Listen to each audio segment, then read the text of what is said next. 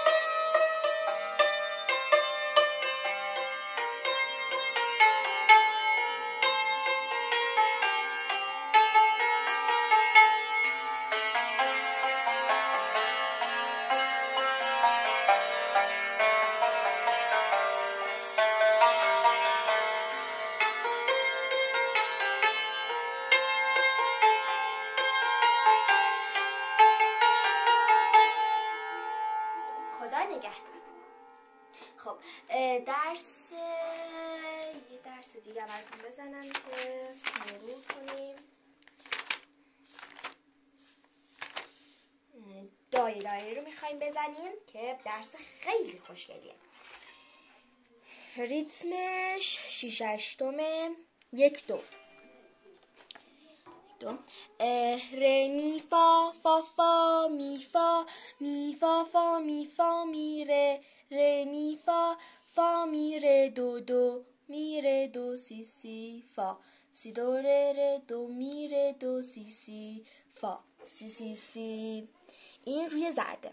1 2 می ره دو فا فا می ره فا فا دو سی فا فا سی می ره دو فا فا می ره فا فا دو سی فا فا سی ره می فا فا می ره دو دو می ره دو سی سی فا سی دو ره دو می ره دو سی سی فا سی سی سی. بریم که بزنیمش.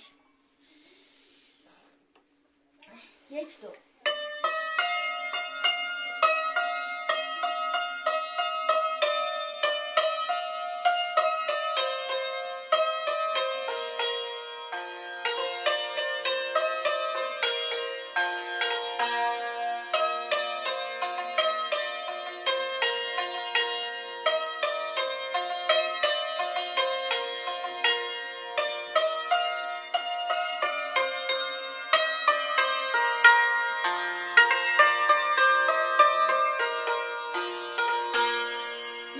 دیگه هم بزنیم و دیگه ویدیو رو تموم کنیم.